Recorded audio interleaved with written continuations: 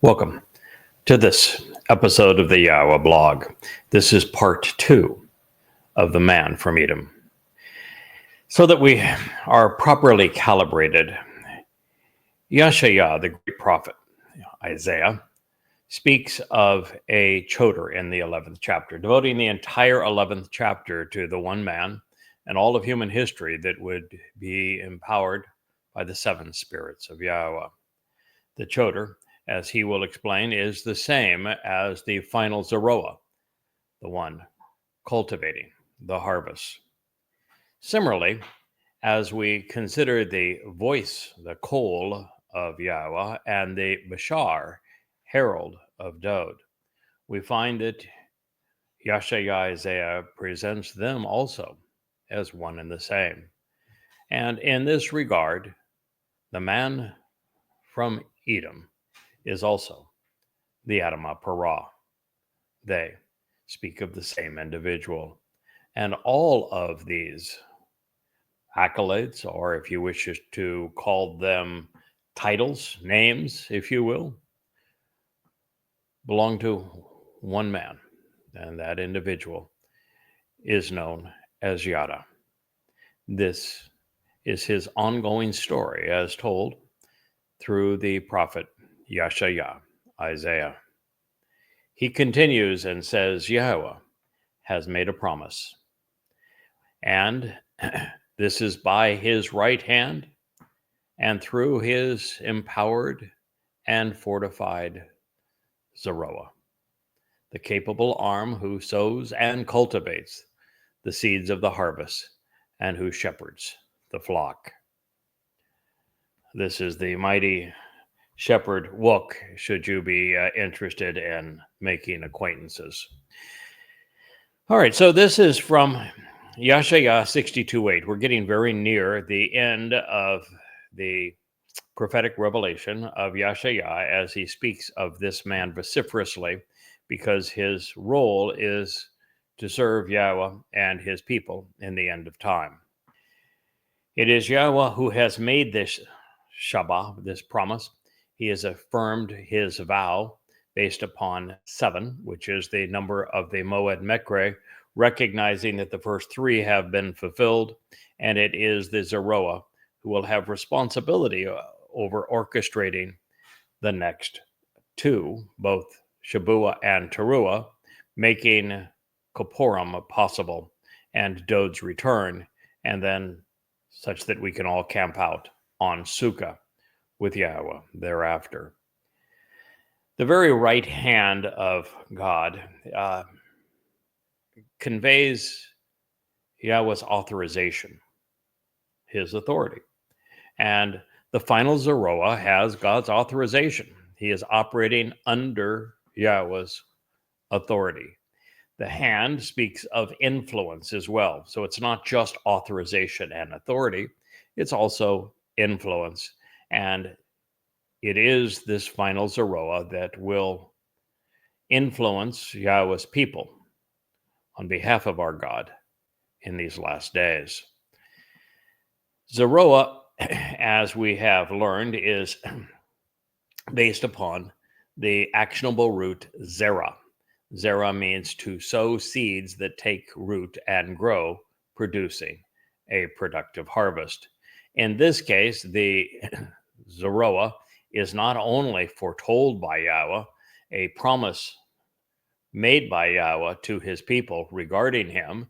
Not only is he authorized and appointed by God, and therefore at YAHOWAH's right side, but he is also Oz, which means he is empowered and fortified, resolute and unwavering, bold and forceful, as a result of what YAHOWAH is doing with him and through him, which is the whole purpose of him having the 7 spirits of YAHOWAH.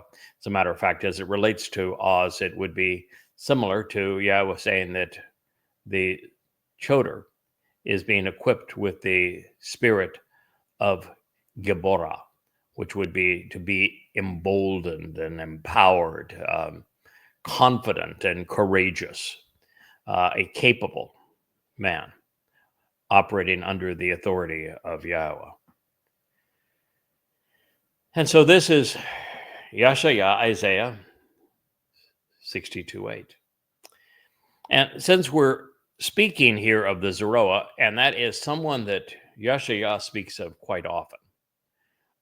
In fact, and what is likely either the first or second most influential, well-known, oft-quoted sections of Yahowah, beginning of Yahowah, Isaiah 9, particularly 9:6 and 9:7, about the son who is given to us, who is named as Dod. And the presentation in Yahowah 53, which speaks of Dod's role in accepting the guilt of every covenant member so that he can carry it away and deposit it in Sheol. That presentation of Dod acting also as the Lamb of God, fulfilling Pesach and Matzah, is portrayed in Yahowah 53. It's a beautiful portrayal of what Dod is doing on our behalf.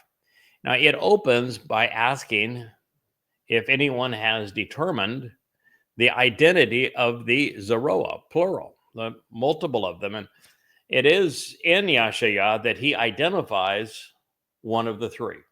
He says that Moshe is a Zeroah, and that would leave the other two. And the greatest of the Zeroah, according to Yahowah, and his opinion ought to count in such matters, is Dod David. And that is because Dod fulfills the definition of Zeroah as Zeroah is used throughout the Torah, which is the sacrificial lamb. And there is, however, according to Yahowah, because he presents the Zeroah in the context with all of the work that Yahweh is doing through his Choder, his Nakar, his Kol, his Bashar, the Adamah Parah, the man from Edom. In all of these cases, Yahweh is also, Yahowah is also showing that the last of the three Zeroah is coterminous with this mission and is one and the same as this individual.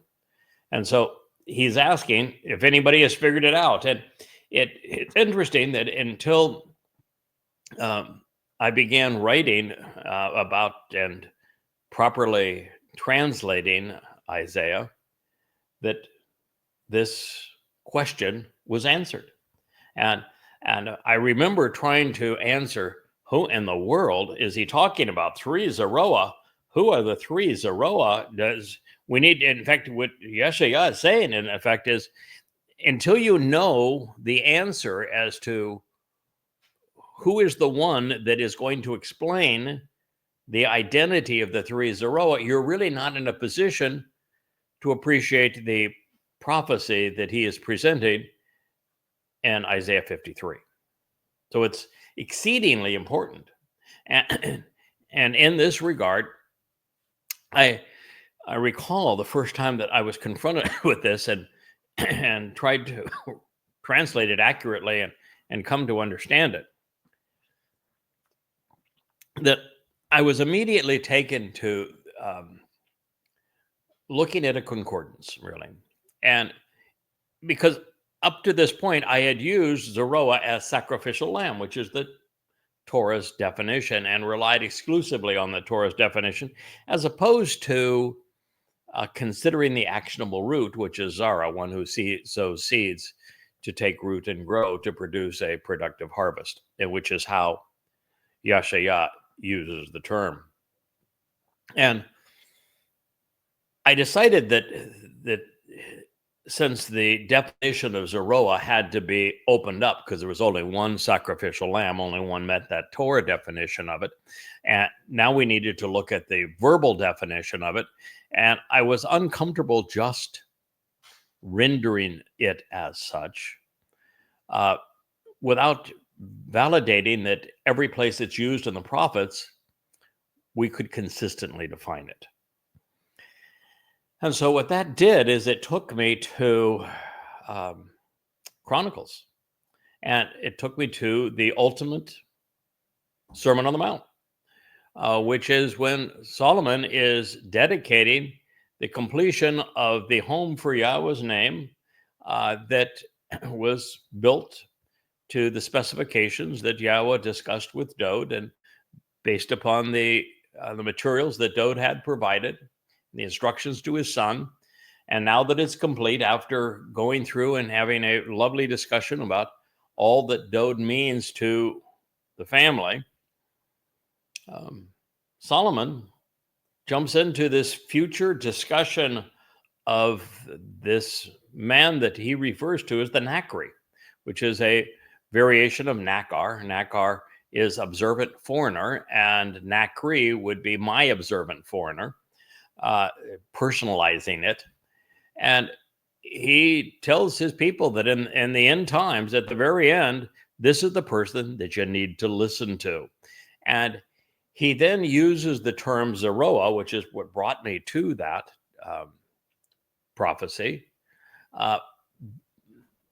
in a way that it's difficult to know if he's applying the term, hello, Wookie, if he's applying the term to his father, Dode, or to the Nakri, or likely both. And the conclusion I have is that it applies to both. And he was encouraging his people to recognize that so that they would listen to the final Zeroah. Speak of the most important of the Zeroah, which would be his father, as he fulfilled the instructions that were conveyed to us by the first of the Zeroah, Moshe, in the Torah.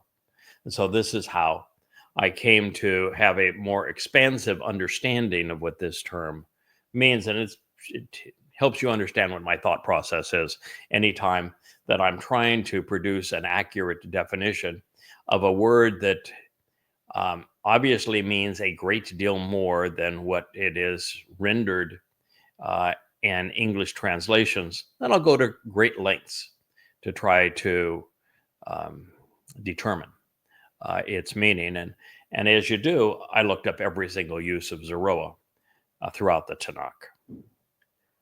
So returning to Yahowah 53, it, as I've shared, opens with the prophet asking if anyone has determined the identity of the Zeroah, plural. And he realized that it wouldn't be until the arrival of the final Zeroah that someone would actually ascertain the names of the previous two people who met that criterion, who could bear that title.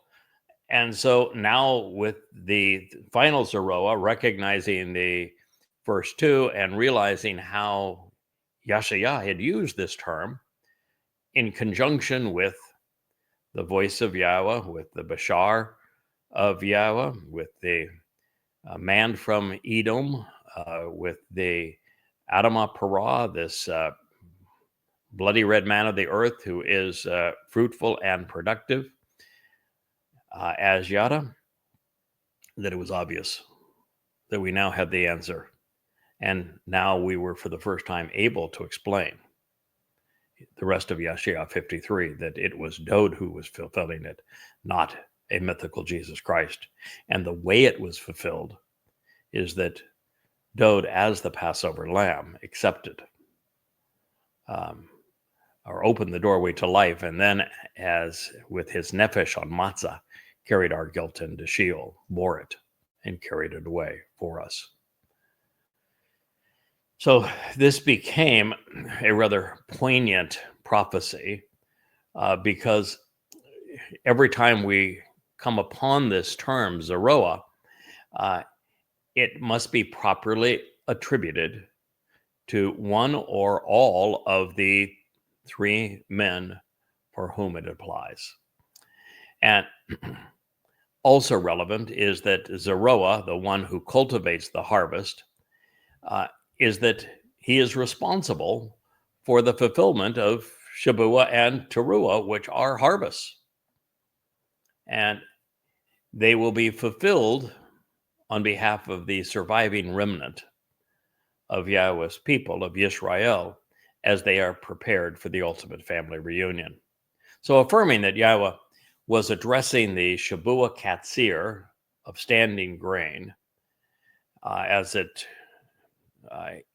pertains to the role of this final Zeroah, one cultivating the harvest, we read, I will not allow your grain, which you grow for the harvest, to be given away ever again, to be consumed in a questionable way and processed destructively by your enemies on the condition that the children of the Nakar, of the observant foreigner, can choose to experience and feast upon your new wine of inheritance, which you have labored to produce with him.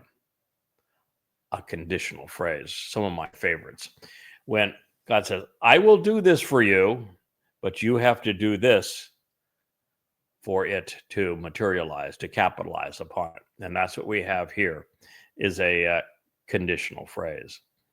So God said, I will never allow your grain, which you grow, and the two grain harvests are Bakurim, which Dode fulfilled, and Shavua, which is a wheat harvest that I'm responsible for orchestrating. And he says, I'm not going to allow it to be given away. That harvest, which is represents you and the grain that you have grown that is now matured, I'm not going to let it ever again be taken away, to be consumed in a questionable way and processed destructively, which has been the case, well, for better part of 3,000 years. In fact, I would have to say that the Shavua harvest has not been understood even when it was first introduced, and at no time since then. It's quite clear that the children of Israel have never, even from the beginning of the Torah's revelation through Moshe, gained an appreciation of how Shavua is a harvest and what those two loaves of bread represent that come out of the house of Yisrael, why it is varieties of grain, when it's going to transpire in its fulfillment, who orchestrates it. And so all of that has been unknown to Yisrael until we began to explain it. So the enemies of God's people and the covenant, this would be the practitioners of Judaism, Christianity, and Islam, have robbed the harvest. But God says, I'm not going to allow that to continue to happen. If, and this is on the condition M, so long as the children of the Nakar. Now, the children of the Nakar, this observant foreigner, are the very individuals that are going to be, Wookie one's down, so excuse me a moment, going to be the very individuals that Yahweh wants to harvest. They are the grain that will never be taken away again. That's the offspring of Zerah. In fact, Zerah is not only, this root of Zeroah is not only translated as seeds which mature and grow and can be harvested, but Zerah is translated offspring and descendants equally often. And so it is the seeds, the offspring, the descendants that the Nakar produces. And his role as overseeing the Shavua harvest. They are the children of the covenant, who all become the children of the covenant because the observant foreigner, this Nakar, this little appreciated, often misunderstood, non-Yisraelite from a distant land, who closely examines and carefully considers, then recognizes and acknowledges the truth, making it known through declarative statements, the discerning friend who highly regards and can be perceived and should be respected. That's the Nakar, so long as he is allowed to experience and feast upon your new wine of inheritance, which you have labored to produce with him. You see, it's more than the recognition that the harvest that will never be squandered again is the result of the Nakar, the observant foreigner, preparing the children of Israel to capitalize upon what God is offering. God is going so far as to say that he has chosen to feast upon, to experience your new wine of inheritance, which you have labored together to produce with him. And so the Nakar, the Zeroah, must receive a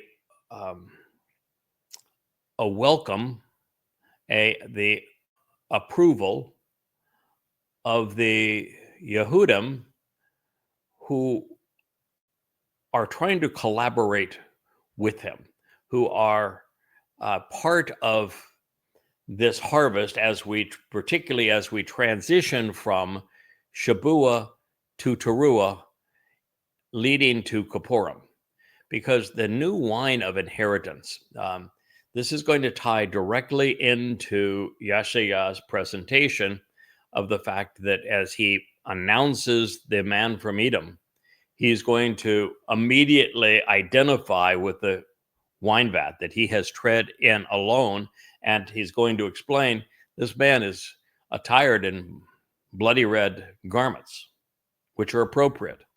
And he's going to tie it to the wine, because the wine is the symbol of not only of blood, but in this particular case, the tyrosh is representative not only of a recently harvested crop of grapes, but also since it's from Yaresh, it means to inherit and become an heir. So he wants to, they're saying, the Nakar, who is the Zeroah, wants to participate in this inheritance with you. And he's willing to get right into the vat of wine and get all bloody red, if you will, and join with you, recognizing that there is more to this harvest to make it successful than just bringing the sickle to the grain. There's going to be some blood spilled, as there was in the fulfillment of Passover, as we enter the harvest of Towrah. And so God is saying, if you're going to make this, have this come into fruition, if you're going to benefit from this, then you're going to have to be willing to labor along with him. You're going to have to work along with him. And so it's one of the reasons I keep on encouraging Yehudim that while you have 8.5 years left between now and the fulfillment of Towrah, and just in the range of 15, 16 months before the fulfillment of Shabua, that you're far better off. Yahweh is going to be happier. Dode is going to be pleased. And you're going to make your life meaningful and count if you join us now. If you choose to labor together with me in producing this wine of inheritance. And because the reasons for this are, first of all, the benefits are conditional. And this is something I learned really when we had that change of over from an outgoing group to an incoming group, managing everything that we're doing on behalf of Israel, is that you only receive the benefits of the covenant if you stick with it. You can't come in, stake a claim, and then walk away and get distracted and go do something else and expect to receive the benefits of the covenant. you have to labor along with the implements that Yahweh has provided. And in this regard, God is telling his people that you need, now that I have provided this individual to awaken you, to reacquaint you with my name, and to reintroduce a proper understanding of what my son, Dod, the Messiah and Son of God, have accomplished by fulfilling Pesach, Matzah, and Bikurim, it is your responsibility to join him. And it's one of the things I keep on trying to emphasize through social media as I try to get the attention of some of the people that have a significant audience among Israelites, is that I can't do this alone. Yahweh always chooses one person to work through, but for that message now to reach God's people, we're going to need members of the Israelite and Yehudim community to participate. And that's what this is saying. If you want to benefit, you need to join me. And there's so many other advantages of doing that. One is that when you reach this time when we're all celebrating our relationship with Yahweh, you're going to enter that time knowing that you made a contribution. There's satisfaction and enjoyment that comes from that. You'll be able to be with Yahweh knowing that his experience has been enriched by what you have done. And that ought to be reason enough. But you'll also just have the enjoyment of going off and exploring one day with a covenant member who's there because of your contribution. And that ought to be reason enough. And then there's the advantage of knowing that because of the world wars that humans are going to fight, and because particularly of us entering the time of Jacob's troubles and all of the distress that's going to come upon Israel, and with the 1,000 times version of 10:7 playing out within the next 2 years, we have to recognize that most people aren't going to make it to the end.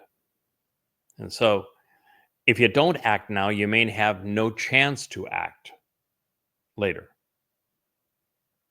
As Yahweh says, come and join me while you still can. Come to know Yahweh while he can still be known. So just as the Zeroah, the one cultivating the harvest, is used by Yahweh and Yashayah in conjunction with the Shabuah and the Teruah in gatherings, both deploy Nakar, which is observant foreigner, to address this final witness.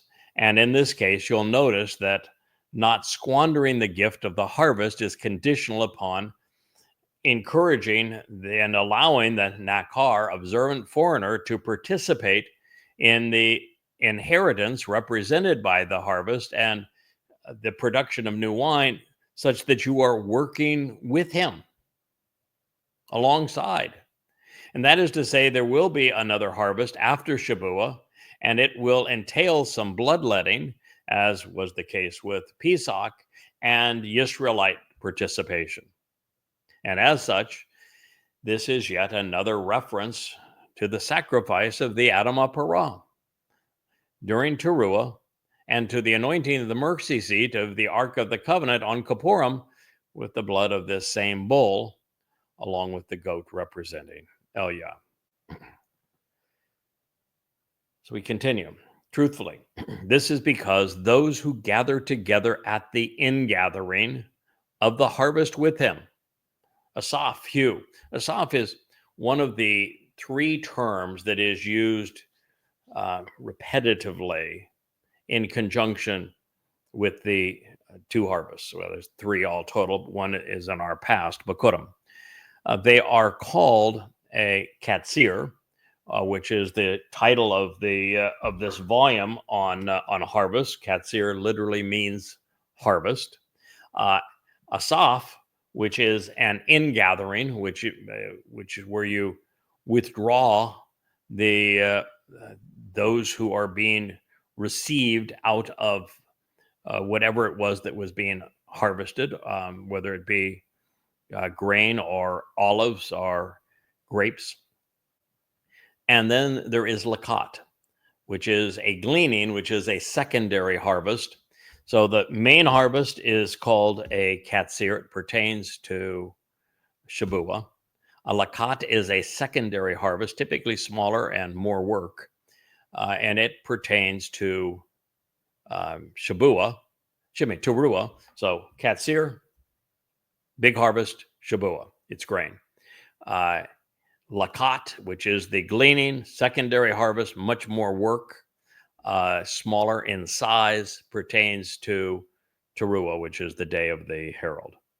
And they are both, however, askaf, which is they're both in gatherings where we join together and are withdrawn. So truthfully, this is because those who gather together at the ingathering of the harvest with him will consume it. They're going to consume what? The wine of inheritance. And as a result, they will be radiating light in the name of and with Yahowah. When you inherit what Yahowah is offering through the covenant, which is fulfilled through the Moed Mikre, particularly if you participate in the three harvests as a result of what Dod did on Pesach and Matzah, then you become a energy-based being. You halal, you radiate light. And this is opposed to being a physical material being that decays and is so limited. As a material being, we can't effectively get past the moon. And there's no way to explore a galaxy. And and not just galaxy, but universe.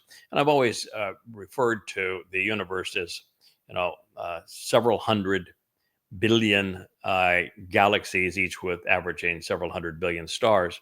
That does not actually appear to be accurate. And I want to correct the record in this regard.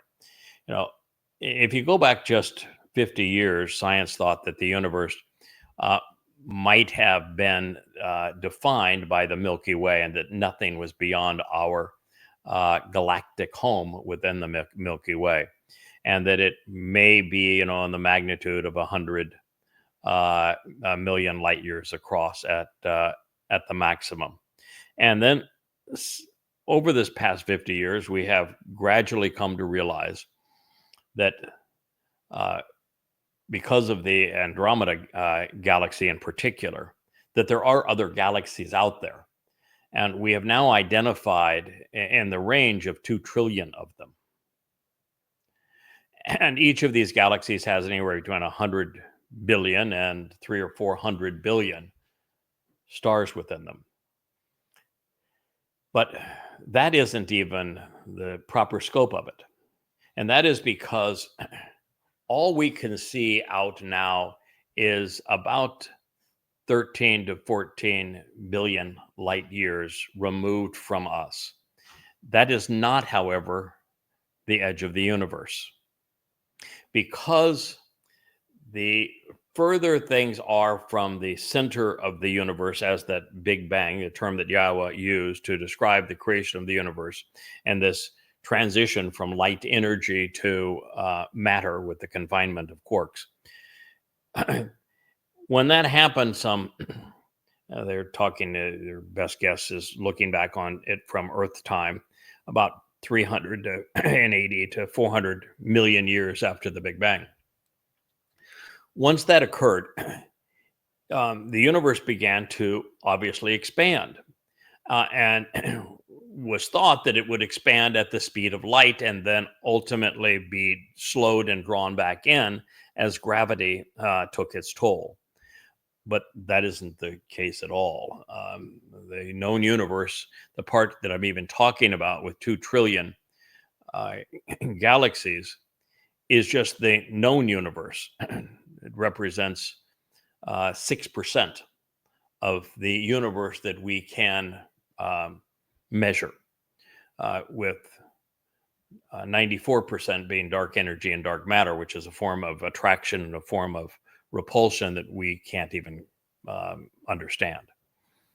But what we have learned is that the further these galaxies and stars are from us, the faster they're moving away from us, and that they're moving away from us at a constantly accelerating pace that is much greater than the speed of light.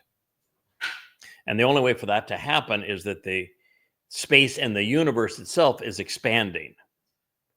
And so that the light is moving away at the speed of light, but the universe itself, the fabric of the universe, is expanding. What that actually means is that once you get out past about 13 to 14 billion light years in time, that the universe is just beyond our ability to perceive, because the light, rather than moving towards us, is moving away from us, because the universe is expanding faster than the speed of light. So that light can never reach us, which means it's not knowable to us in our present configuration. But there's absolutely no reason to think that the current measurement of some 94, 95 billion light years in diameter is the correct measurement of the universe. That's only the part of the universe that we, with our current tools, can measure, recognizing that what's beyond it, we will never be able to measure, not in our present state, because the space is expanding faster than the speed of light, which means the light can never reach us. So what I'm trying to share with you here is that we have to be transformed. As fire burns, combusts organic, dying, decaying organic material and transforms it into radiant energy and light, we have to go through that same process. And when we do, then this magnificence of this universe that God has created are all of a sudden discoverable and enjoyable for us and by us, when right now all you can do is look out through a telescope and see a speck of light and say, oh, there's another star out there. So this ingathering on behalf of the covenant family, orchestrated by the Nakar, observant foreigner, and the Zeroah, one cultivating the seeds of the harvest, is part of this inheritance where we are transformed into light. And the other part of the statement that is essential is that it only pertains to those whose relationship is based upon an acceptance of and use of and appreciation of the name of Yahweh. If Yahweh's name isn't part of your vocabulary, if you're not proud of it, if you're not respectful of it, if you're not using it and proclaiming it, you're not part of any of this. So then it's truthfully, this is because those who gather together at the end gathering of the harvest with him, with the Zeroah, with the Nakar, will consume this wine of inheritance, radiating light in the name of and with Yahweh. And those who are assembled and obtain it will drink and experience it within the courts of my set apart sanctuary, says your God. Yeah, well, yeah, my wife says, whoop, whoop. Yahweh has a home, a residence, if you will, in the seventh dimension, and Shamaim. And so he is saying that within the enclosure of Shamaim in the seventh dimension, we will be able to enjoy and experience all of this and drink it in, if you will, this great inheritance of being enhanced infinitely 4 times over. We're a three-dimensional physical being. We will become infinite in time. The fourth dimension will be, again, receive an infinite increase as we move into and through the fifth and sixth dimensions and into the seventh. So this is what we're being offered to experience. This is what the Zeroah and the Nakar is offering to guide you through so that you can experience this and the enclosure of Yahweh's set apart residence. This is Yashayah, Isaiah 62:9. Now, from the Teruah Lakot, this gleaning on Friday evening, September 23rd, 2033, year 6000 Yah, with the celestial acknowledgement of a solar eclipse on Saturday morning, which would be the 24th, the mortal remnant of Israel will have one final opportunity. They either come clean at that time and are properly prepared for Yahweh's return with Dode on Kippurim, or it's goodbye and good riddance. Then Yahweh's family will be invited into his home to watch as Dode anoints the Kipporeth, the mercy seat of the Ark of the Covenant. And that is the other aspect of this. Inside the enclosure of his sanctuary suggests that Yahweh is going to reestablish the ultimate house and home for his name on top of Mount Moriah. I think he will do so with energy so that it will appear as light. And previously, it was only the high priest, properly prepared, who could enter the most set apart part of that tabernacle. And we now know that Dode is the one who is being prepared to anoint the mercy seat of the Ark of the Covenant to fulfill the Torah's requirements for Kippurim, the day of reconciliations. But what God is inferring here is that Dode's going to have an audience because we're all the children of Yahweh. We are the offspring of the Zeroah and the Nakar by way of Shabuah and Teruah, that we're all going to be allowed inside. We're going to all come inside that curtain and witness Dode in action, anointing the mercy seat. In fact, I think it goes even further. While the mercy seat, I think, is the very throne that Yahweh is establishing for Dode, I think the way that Dode and Yahweh are going to approach it as fellow sons and daughters of God and brothers and sisters of Dode, I think that we will be able to sit on that seat along with him. Now, I can tell you in my case, the less time I sit there, the happier I'm going to be, because that seat comes with some big boy pants requirements. I mean, you better strap on your sandals if you're going to sit in that seat. I'd much rather stand beside it and say, yes, sir. What can I do for you now, sir?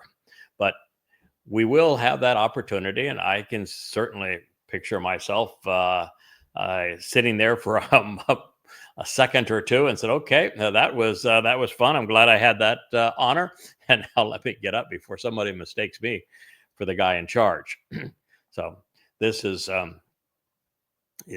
precisely what is being offered here. Yahweh's family are going to be invited into his home to watch as Dode anoints the Kipporeth, this mercy seat of the Ark of the Covenant, which becomes his throne. The common denominator among us all will be the love of Yahweh's name and appreciation for his son. So our king, he opened the door to life by fulfilling Passover, inviting his people to walk through and capitalize upon what he achieved on our behalf.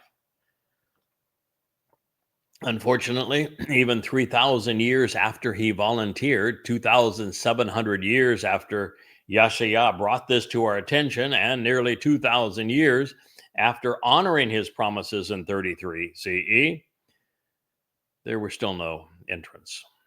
Not one. Boy, that's a lot to go through, to have not a single person capitalize.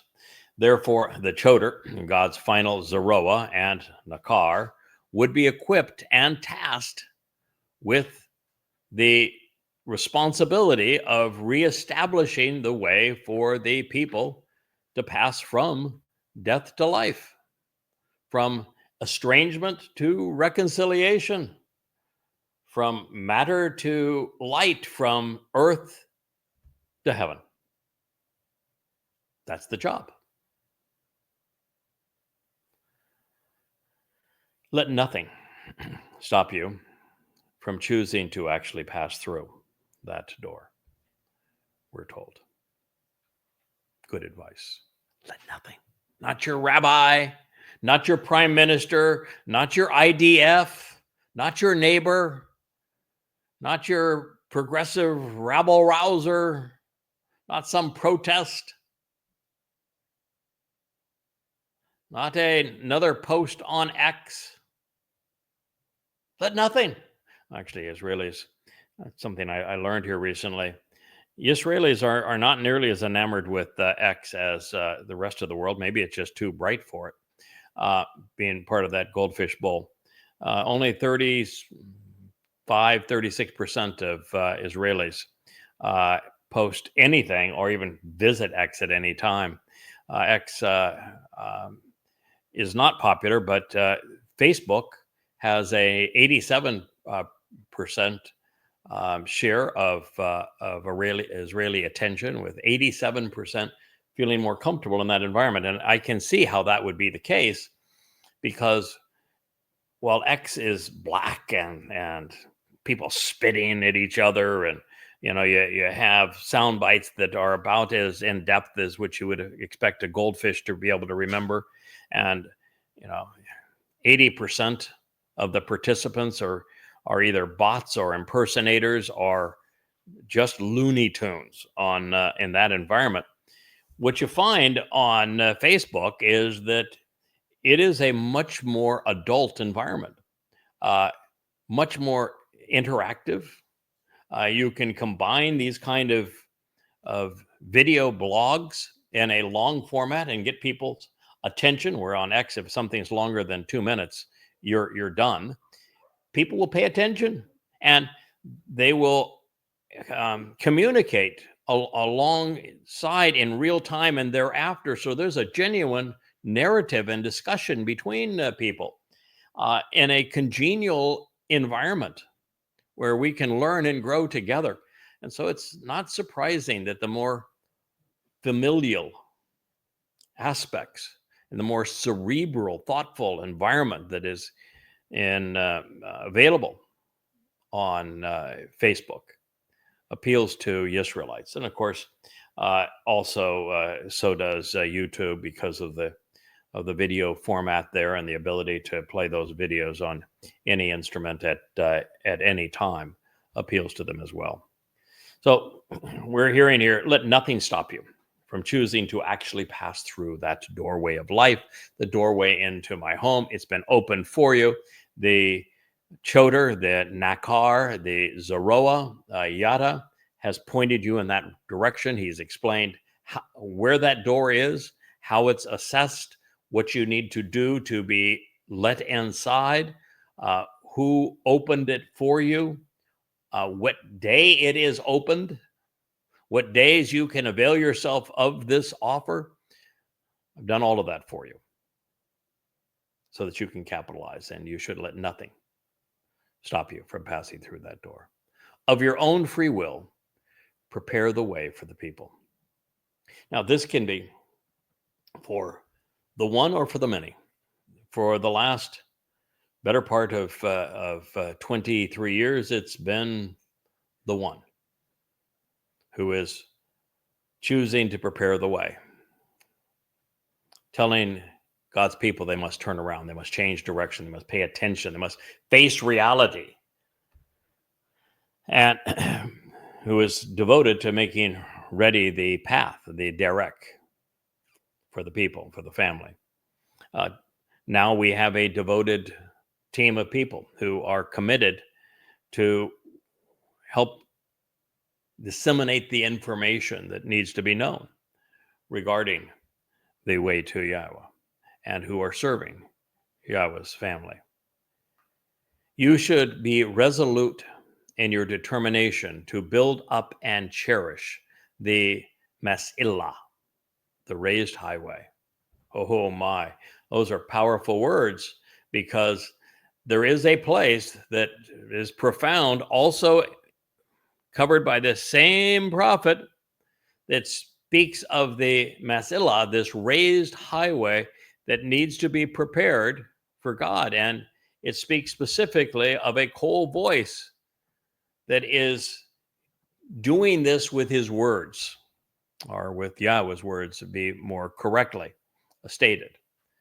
So we are being asked, I am being asked, the team and family that work with me are being asked, my wife and I are being tasked to be resolute in our determination to build up, to cherish, to raise, to extol the Masilah, this raised thoroughfare, the main road, the elevated walkway to conduct one's life, to go from this limitations of the physical world to the expansive possibilities of being equivalent to spiritual energy and light.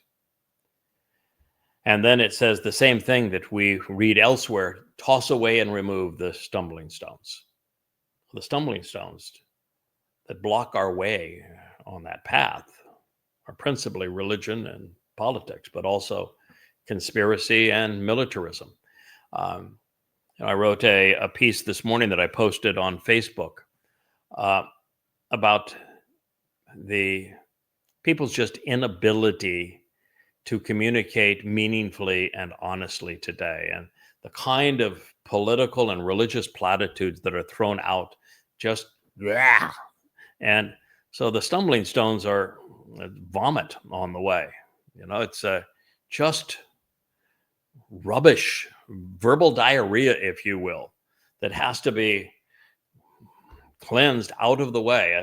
Our principal job, as I keep on saying, is that for Israel to know that Dode opened the door to life and heaven's door, and then made it possible for us to enter through it by removing our guilt and perfecting us by taking it into Sheol and depositing it there and never to be seen again, then signing our adoption papers on Bekurim so we could follow the firstborn of Yahweh into Shamaim, heaven, and be with Yahweh.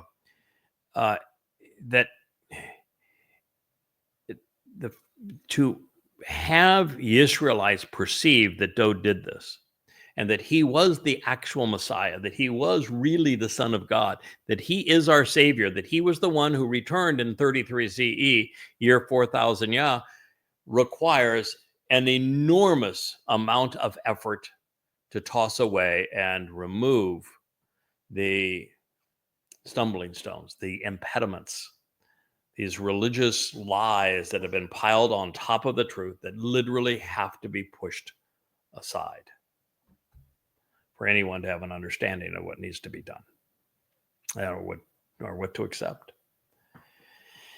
And then once you have done that, you've talked about this building this raised highway, this Masilah, and you've cleared away all of the stumbling stones and the impediments. The next thing that God says is lift up the Nesh banner. It's the sign. It's the message. It's this blog, this Yahowah blog. It is these books that sit behind me that have been written so that you might know Yahowah. It's the answer. It's the directions. It's the map. It's the compass. It is the way. And so it's, one thing to establish this raised highway. It's another thing to clear off all the rubbish so that people can walk effectively on it. But the next thing is you have to draw attention to it and explain why it's there, where it goes, how you can earn the right to walk from this world to the next on it. That's the purpose of lifting up the Nesh banner over the people. Tell the family of Yahowah, this is the way. It's why we're doing these video blogs. It's why the Yahowah blog exists.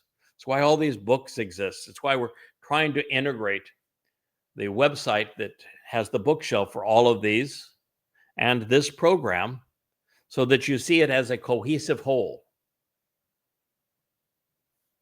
doing exactly what is listed here in Yashayah 62:10. I'll read it one more time for you because I think it is essential for you to know. Let nothing stop you from choosing to actually pass through the door. Of your own free will, prepare the way for the people. You should be resolute in your determination to build up and cherish a raised highway, a masala,